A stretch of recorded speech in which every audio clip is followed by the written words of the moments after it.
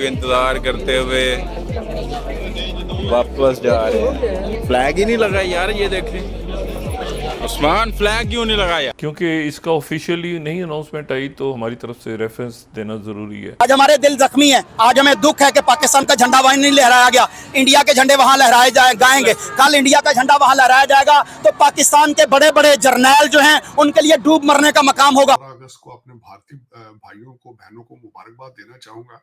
डूब के मर जाओ भाई, डूब के मर जाओ। पाकिस्तानी कौम पे हुक्मरानी करने आए हो। लेकिन सर वही 77 इयर्स में भारत ने बहुत तरक्की की। अगर इकोनॉमी देख लें, फॉरेन पॉलिसी देख लें, ठीक है कुछ ना कुछ गड़बड़ हर कंट्री में होती है, हुई होगी जरूर, मगर ज्यादातर तो हम उनको आगे ही बढ़ता हुआ देख रहे हैं। तो हमने कुछ सीखा क्यों नहीं अपने पड़ोसियों से? ये बहुत बड़ा सवाल, बहुत बड़ा सवाल है। बल्कि मैं खुद इस बात पे मुझे हैरान हूं कि और इंडिपेंडेंट इकोनॉमी जिनके पास नहीं है और वो डिपेंड करते हैं दूसरे कंट्रीज पर, तो उनको फिर हैप्पी डिपेंडेंस डे मनाना चाहिए। लेकिन हाँ, वहां से कुछ लोग निकले हैं जिन्होंने दुनिया को हैरान करके रख दिया, इसमें कोई शक नहीं है। दूसरी जो बात आपसे कह रहा था ना, देखिए प्राइम मिनिस्टर मोदी अभी विजिट कर रहे हैं यूक्रेन का। और क्या वजह रही कि इन 78 इयर्स में दो कंट्रीज जो एक साथ चले, उसमें एक ने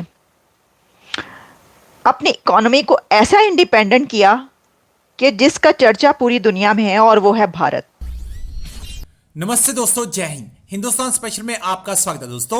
जैसा कि दोस्तों आपने क्लिप में देखा, पाकिस्तानी बुर्ज खलीफा पर पाकिस्तान का झंडा फहराया ना जाने से काफी नाराज दिखाई दे रहे हैं, और दूसरी तरफ बुर्ज खलीफा पर भारत का झंडा लहरा दिया गया। देश आज अपना 78वां स्वतंत्रता दिवस मना रहा है। इस मौके पर प्राइम मिनिस्टर मोदी ने देशवासियों को शुभकामनाएं दी हैं। प्राइम मिनिस्टर मोदी ने लगातार 11वीं बार दिल्ली के लाल किले पहुंचकर तिरंगा झंडा फहराया। इस दौरान लाल किले की प्राचीर से उन्होंने हाथ हिलाकर वहां मौजूद लोगों का अभिनंदन किया। भारत माता की जय के साथ प्राइम मिनिस्टर मोदी ने लाल किले की प्राचीर से अपने संबोधन की शुरुआत की। उन्होंने कहा कि जन जन की सेवा करना हमारा संकल्प है। जन जन की सेवा से विकसित भारत बनाएंगे। हमने देश को नया आत्मविश्वास दिया। अगली पीढ़ी पर काम नहीं टाल सकते। आज आजादी के दीवाने को नमन करने का दिन है। स्वतंत्रता सेनानियों को तहे दिल से नमन है। तो चलिए दोस्तों आज की वीडियो की तरफ चलते। Thank you so much. देखिए, मैं आज 14 अगस्त पे पाकिस्तानियों को मुबारकबाद देना चाहूंगा। 15 अगस्त को अपने भारतीय भाइयों को बहनों को मुबारकबाद देना चाहूंगा। लेकिन मेरे जहन में आज कई सवालात हैं। अफसोस के साथ ये मैं कहूंगा कि मुबारकबाद तो मैंने दे दी, लेकिन ये मैं पूछना चाहूंगा, बल्कि तीसरा एक मुल्क भी जो एक यूनाइटेड इंडिया का हिस्सा था, बांग्लादेश, आज उसको भी मैं इंक्लूड ही करना चाहता हूँ इसमें, क्योंकि वो भी आज के दिन ही ये चीजें सारी क्रिएट की गई थी। मेरा क्वेश्चन ये होगा, बिलखसूस 25 करोड़ 24 करोड़ लोग पाकिस्तानियों से पूछना चाहूंगा कि क्या आप आजाद हैं? क्या आपने पाकिस्तान वाकई बनाया है? आप आज कहां खड़े हैं? क्या कायदे आजम यही पाकिस्तान चाहते थे? क्या कायदे आजम का विजन ये था कि आप एक फनेटिक स्टेट हो, आप जिहादी बने और गले काटते रहे? यही क्या एक फाउंडेशन थी पाकिस्तान की? लेकिन सर वही 77 इयर्स में भारत ने बहुत तरक्की की। अगर इकोनॉमी देख लें, फॉरेन पॉलिसी देख लें, ठीक है कुछ ना कुछ गड़बड़ हर कंट्री में होती है, हुई होगी जरूर, मगर ज्यादातर तो हम उनको आगे ही बढ़ता हुआ देख रहे हैं। तो हमने कुछ सीखा क्यों नहीं अपने पड़ोसियों से? ये बहुत बड़ा सवाल, बहुत बड़ा सवाल है। बल्कि मैं खुद इस बात पे मुझे हैरान हूं कि हम एक जैसे लोग हैं। हम इंडस वैली के बच्चे हैं सारे।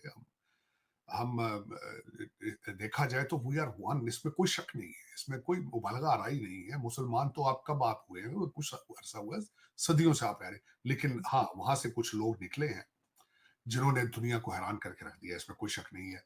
अफसोस के साथ ही मैं कहूंगा, उसका कंफ्यूजन है। हमें एक कंफ्यूजन में रखा गया है सुबह शाम कि आप अरबी हो। आपके औरंगजेब साहब टोपियां सी सी के हुकूमत चलाते थे, लेकिन 300 हर मुगल जो था शराब का नशई था। हर मुगल था, उसके उस 4 शादियों पे नहीं रहता था। 300 उनकी खवातीन हरम में होती थी।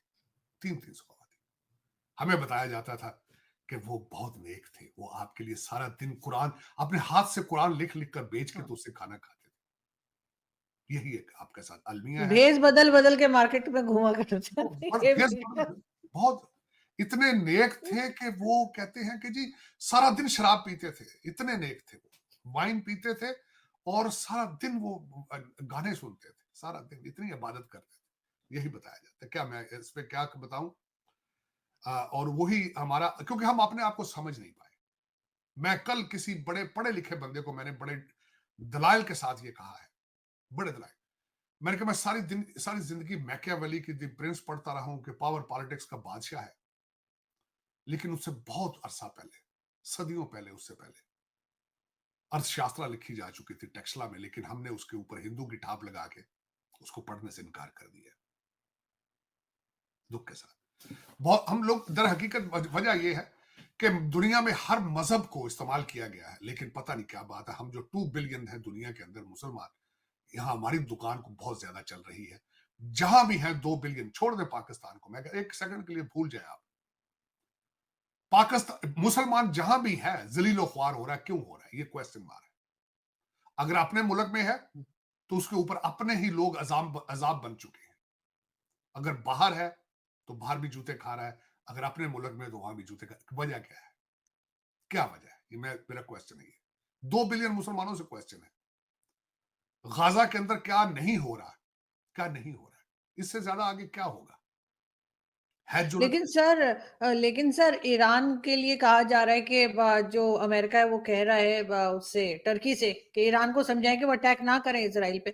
तो वो इसराइल को क्यों नहीं समझाता कि आप फलस्तीन के ऊपर मार कुटाई बंद करें? कितने लोगों की जानें चली गई हैं, जिनको हमदर्दी नहीं थी अब उनको भी हमदर्दी हो गई है। अमेरिका, टोनी बिल्कन जो है वो हर मुल्क में जाके 7-7 चक्कर लगा चुका है। टोनी बिल्कन की हालत ये है कि मोहम्मद बिन सलमान अपने ऑफिस के बाहर बिठा के 3-3 घंटे वेट कराते हैं, और उसके बाद कल सुबह फिर आ जाना, वो सुबह फिर आ जाता है। उसके बाद में कोई ताकत ही नहीं, क्या करने कराने का क्या है उसका? अमेरिका के पास आज है किसी को देने के लिए क्या? जब अपने बॉर्डर कंट्रोल नहीं कर सकता, अपने मुल्क के अंदर कंट्रोल नहीं है, अलास्का के ऊपर चाइनीज और रशियन फाइटर जेट्स फिर रहे हैं, एटॉमिक शिप्स, अपने प्लेन्स को लेकर। क्यूबा में रशिया आके मिलिट्री एक्सरसाइज, नेवल एक्सरसाइज कर रहा है। ये इस वक्त अमेरिका खुद डूब रहा है, वो किसी को क्या कहेगा? हाँ, क्योंकि यहाँ पे जूश लॉबी बहुत स्ट्रांग है। बल्कि मैं सबसे यहां तक यकीन करता हूं कि अमेरिका को बनाने वाले ही जूश साइंटिस्ट थे, और जो बैंकर थे वो अपनी एडवांस एजुकेशन लेकर आए सेकंड वर्ल्ड वॉर के बाद, और उन्होंने अमेरिका की तरक्की में एक की रोल अदा किया, और फर्स्ट वर्ल्ड वॉर के बाद उनके बगैर ये क्या है? कुछ भी नहीं, कुछ भी नहीं। तो उनको चैलेंज किस तरह करेंगे? मैंने आपको पहले भी कहा था, बर्नी सैंडर ने फ्लोर पे खड़े होकर कहा है कि सारा पैसा गाजा का हम दे रहे हैं, सारे बम हम दे रहे हैं, और इजराइल हमारी बात सुनने के लिए तैयार नहीं है। तो इससे ज्यादा बेचारगी का इजहार वो क्या करें? लेकिन आज जो कई नई चीजें आई हैं, जो पिछले हम काफी दिनों के बाद ये व्लॉग बना रहे हैं, क्योंकि मैं खुद बीमार रहा हूँ। आपने देखा होगा अभी भी मेरी आवाज ठीक नहीं है।